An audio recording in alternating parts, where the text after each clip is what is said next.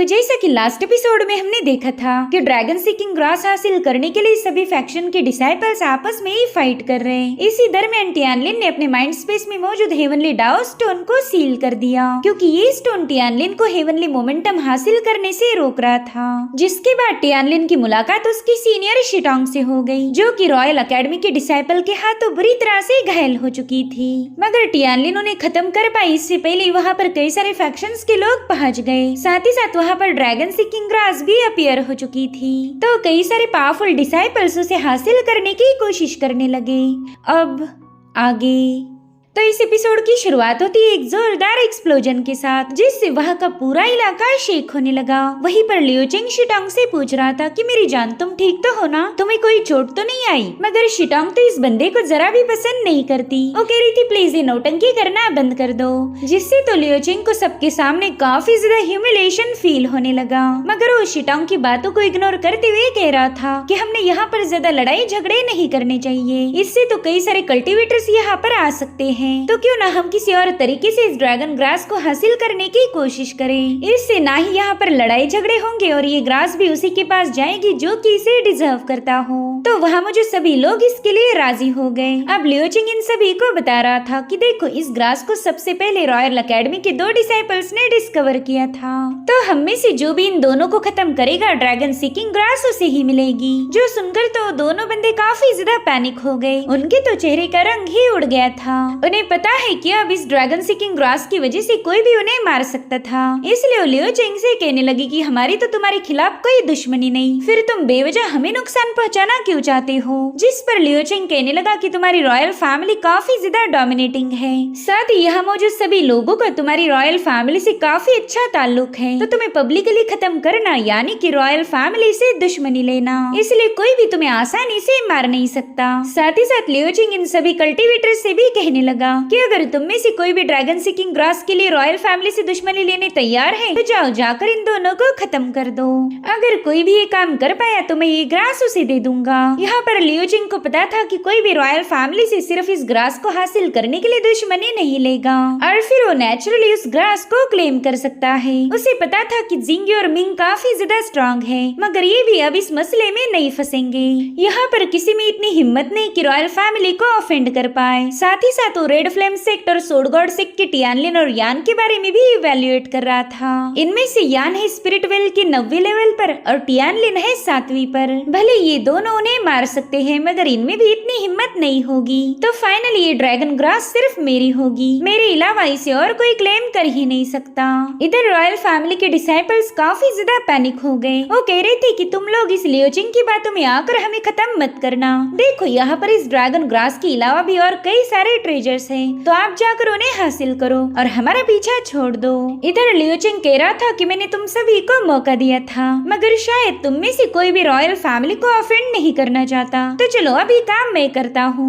जिसके बाद वो अपने ट्राइडेंट को लेकर तुरंत इन दोनों बंदों पर हमला करने के लिए रवाना हो गया। ज्योति को दोनों बंदे वहाँ से भागना शुरू कर देते हैं, मगर तभी टियानलिन अपनी क्योस सोर्ड की पावर को एक्टिवेट करते हुए बस 1 सेकंड के अंदर ही उन दोनों बंदों को खत्म कर चुका था। जो देख के सभी लोग काफी ज्यादा हैरान हो गए। वो कह रहे थे कि इस बंदे ने तो स्पिरिट सी राउंड के 7वीं स्टेज के कल्टीवेटर को इतने इंस्टेंटली खत्म कर दिया। जिंग्यू भी सोच रही थी कि ये कारनामा तो मैं भी नहीं कर पाती। वहीं पर मिंग टियानलिन की तारीफें करते हुए कहने लगा कि इस बंदे में पावर्स भी है और हिम्मत भी, जिसके चलते ड्रैगन सीकिंग ग्रास का सिर्फ यही एक हकदार है। अब टियानलिन ने तुरंत उस ग्रास को कलेक्ट कर लिया, मगर टियानलिन को ये बात पसंद नहीं आई और टियानलिन से कह रहा था कि चलो जल्दी से वो ग्रास मेरे हवाले कर दो। जिस पर टियानलिन कहने लगा कि तुमने ये तो बोला था कि जो भी उन्हें मारेगा ये ग्रास उसकी हो जाएगी, तुम तो अपने ही वादे को तोड़ रहे हो। हालांकि लियो चेंग कह रहा था कि ना, बकवास मत करो, मैंने तो ऐसा कुछ नहीं बोला था। जो सुनते ही जिंगी उस पर हंसने लगी।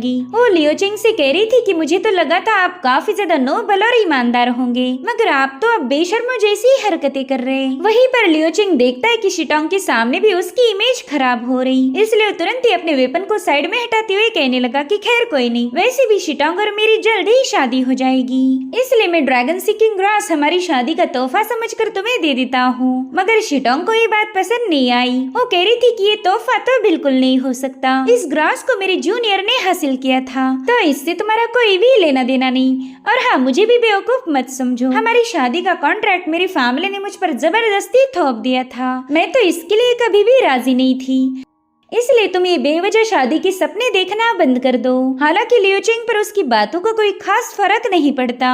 वो कह रहा था, मेरी जान, तुम्हें जो बोलना है वो बोल सकती हो। तुम्हारे फादर ऑलरेडी इस रिश्ते के लिए हाँ बोल चुके, तो वो अपना वादा नहीं तोड़ेंगे। और अगर तुमने शादी के दिन कोई मसला किया तो फिर चाहे वो मेरी लियो फैमिली हो या तुम्हारी चू फैमिली, इन दोनों का भारी नुकसान हो जाएगा। फिर तो वहाँ शादी ना होकर कई सारी लाशें बिछेंगी। ये सब सुनकर ये शिटोंग को टेंशन आने लगा। उसे अगर अपनी फैमिली को बर्बाद होते हुए नहीं देखना है तो फिर वो इस शादी से मना नहीं कर सकती।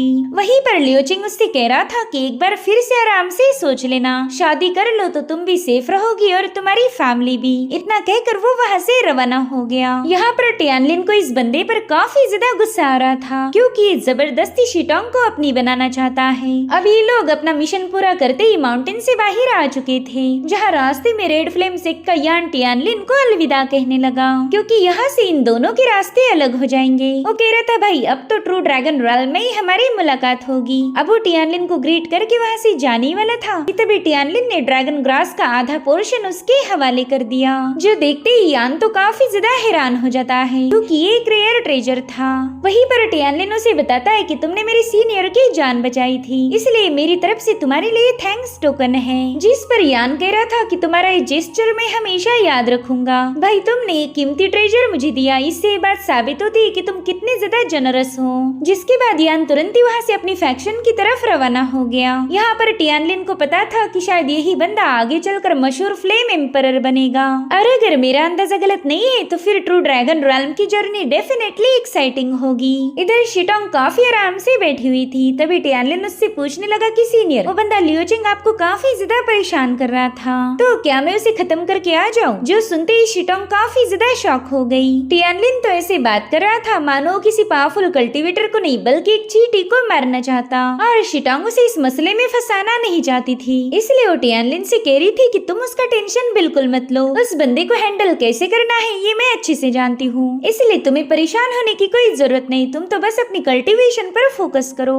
बस कुछ ही दिनों की बात है, फिर सब कुछ ठीक हो जाएगा। तो तुम गलती से भी उसे मार मत देना। जिस पर टियानलिन कह रहा था कि जो भी मेरी सीनियर करेगी मैं उसमें उनका पूरा सपोर्ट करता हूँ। जिसके बाद ये लोग भी अपने सोडगॉड सेक्ट की तरफ रवाना हो गए। अब रात के समय हम देख पाते हैं कि शिटोंग तो काफी ज्यादा गुस्से में है। उसे ये समझ नहीं आ रहा था कि वो लियो चिंग के साथ अपनी एंगेजमेंट को ब्रेक कैसे करे, और उतने में ही जिंग्यू उससे मिलने के लिए पहुंच गई। वो शिटोंग से कह रही थी कि मैं तो तुम्हें अभी भी कुछ समझ नहीं पा रही। तुम्हारा मास्टर डाओ रेल्म का एक्सपर्ट है, तुम्हारा सीनियर ब्रदर मू फेंग मू पैलेस का राजकुमार है, और तुम्हारा जूनियर ब्रदर तो सोडगॉड सेक्ट का सोड सक्सेसर है। अब इतने सारे पावरफुल लोगों का तुम्हें सपोर्ट होकर भी पता नहीं तुम उस लियो चिंग के सामने इतना सप्रेस क्यों होती हो। अगर तुम्हारे जूनियर टियानलिन की बात की जाए तो इतना ज्यादा पावरफुल है कि पूरी लियो फैमिली उसके सामने फीकी पड़ जाएगी। तुम एक काम करो, तुम जाकर उन लोगों से मदद मांगो, उन्हें बता देना कि तुम लियो चिंग से शादी नहीं करना चाहती, और फिर देखना ये लोग कैसे लियो फैमिली की बैंड बजाते हैं। हालांकि शिटोंग ने इसके लिए मना कर दिया। वो कह रही थी कि ये तो मेरा पर्सनल मैटर है और मैं इसमें उन लोगों को फंसाना नहीं चाहती।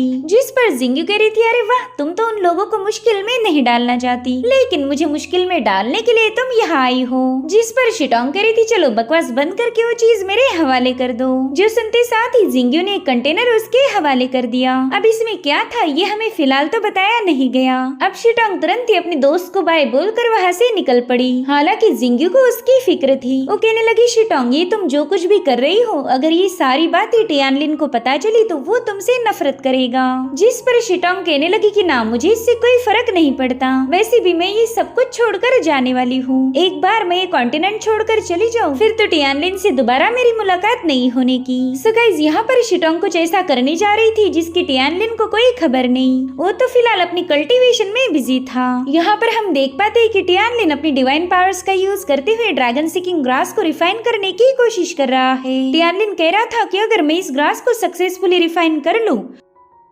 तो फिर ट्रू ड्रैगन ब्लड लाइन को सेंस करना मेरे लिए काफी ज्यादा आसान हो जाएगा। यहाँ पर हम टियानलिन के रॉल्म पावर को भी देख पाते हैं। उसकी कल्टीवेशन की स्पिरिचुअल रॉल्म अब काफी ज्यादा स्ट्रॉन्ग बन चुकी थी। टियानलिन को तो बस अब ट्रू ड्रैगन रॉल्म के ओपन होने का इंतजार है। जैसे ही वो रॉल्म ओपन हो जाए फिर टियानलिन ट्रू ड्रैगन के ब्लड लाइन को भी क्लेम कर सकता है। अब कल्टीवेशन से बाहर आते ही वो देखता है कि उसकी सीनियर सिस्टर शिटोंग उससे मिलने आई है। टियानलिन को तो ये समझ नहीं आ रहा था कि इतनी रात गए उसकी सिस्टर उससे मिलने क्यों आई है। तो वो थोड़ा सा पैनिक होकर शिटोंग से पूछने लगा कि सीनियर सब ठीक तो है ना, आप इतनी रात गए मेरे मैनर में क्या कर रही हो। तो शिटोंग उसे बताती है कि जल्दी ट्रू ड्रैगन की रॉल्म ओपन होने वाली है, तो उसी के चलते मैं तुम्हारे लिए एकदम स्पेशल एलिक्सर लेके आई हूँ। इसे स्पिरिट नर्चरिंग पिल कहा जाता है। तो टियानलिन फटाफट से अपनी सीनियर ने दी हुई पिल्स को चेक करने लगा। शिटोंग उसे बता रही थी कि ये पिल्स काफी ज्यादा पावरफुल है, इससे तुम अपनी कल्टीवेशन को स्टेबलाइज कर पाओगे, इसलिए मैं चाहती हूँ कि तुम इन्हें फटाफट से करके अपनी कल्टीवेशन को स्टेबल कर लो। यहाँ पर टियानलिन देखता है कि उसकी सीनियर काफी ज्यादा नर्वस हो रही। यूजुअली तो कभी ऐसा बिहेव नहीं करती, मगर टियानलिन उसका शुक्रिया अदा करने लगा। उससे कह रहा था सीनियर मैं इन पिल्स को कंज्यूम तो कर लूंगा, लेकिन बस मुझे इतना बता दीजिए कि ये पिल्स आपको कहाँ से मिली। टियानलिन का ये सवाल सुनते ही शिटोंग और थोड़ी सी पैनिक हो गई और टियानलिन से कहने लगी कि पता नहीं तुम इतने सवाल क्यों पूछ रहे। खैर मैं तुम्हें डाउट में नहीं रखना चाहती। दरअसल मेडिसिन हॉल के एक एल्डर ने इन्हें रिफाइन किया था, तो मैंने सोचा कि ये पिल्स तुम्हारे लिए फायदेमंद होगी, इसलिए मैंने उन्हें परचेस किया। क्यों तुम्हें क्या लगा इन पिल्स में कोई गड़बड़ है? जिस पर टियानलिन कह रहा था ना सीनियर ऐसी तो कोई बात नहीं। जिस पर शिटोंग कहने लगी चलो फिर जल्दी से इन पिल को कंज्यूम कर लो। तो अब टियानलिन बिना चाहते इन पिल्स को गटक लेता है और अब वो तुरंत ही उन पिल्स को रिफाइन करने के लिए कल्टीवेशन करने बैठ गया। यहाँ पर शिटोंग काफी केयरफुली उसे ऑब्जर्व कर रही थी। साथ ही वो टियानलिन से पूछने लगी कि बताओ अब तुम्हें कैसा महसूस हो रहा, क्या तुम्हें अपनी बॉडी में कुछ फील हो रहा है? जिस पर टियानलिन कह रहा था कि ना मुझे तो अभी तक कुछ भी फील नहीं हो रहा। तो शिटोंग भी थोड़ा सा कंफ्यूज होकर कहने लगी कि अरे अभी तक तो इन पिल्स ने असर दिखाना चाहिए था, तुम्हें ऐसा लगेगा कि तुम्हें काफी ज्यादा प्यास लग रही है, साथ ही तुम्हें अपनी बॉडी में बर्निंग सेंसेशन महसूस होंगे। तो टियानलिन उसे बताता है कि हाँ बिल्कुल मुझे ऐसा थोड़ा बहुत महसूस हो रहा है। जो सुनते साथ ही शिटोंग काफी ज्यादा खुश हो गई। वो ब्लश करते हुए कहने लगी कि क्या अब तुम अपने सीनियर को गले लगाना चाहोगे? यहाँ पर हमें शिटोंग के इरादे बिल्कुल भी नेक नहीं लगते। वो काफी अजीब तरीके से टियानलिन से कहने लगी कि जूनियर तुम जो भी करोगे वो थोड़ा सा आराम से करना, मगर टियानलिन तो उसे हाथ भी नहीं लगा रहा था क्योंकि उन पिल्स की वजह से वो अचानक से बेहोश हो गया। जो देखकर तो बेचारी शिटोंग काफी ज्यादा पैनिक हो गई। वो कंफ्यूज होकर कह रही थी कि ये तो बिल्कुल ही उल्टा हो गया। जिंगियो ने तो मुझे बताया था कि जो भी बंदा इन पिल्स को कंज्यूम करेगा उसकी बॉडी फर्नेस जैसी गर्म हो जाएगी, उसका अपनी बॉडी और फीलिंग्स पर जरा भी कंट्रोल नहीं रहेगा।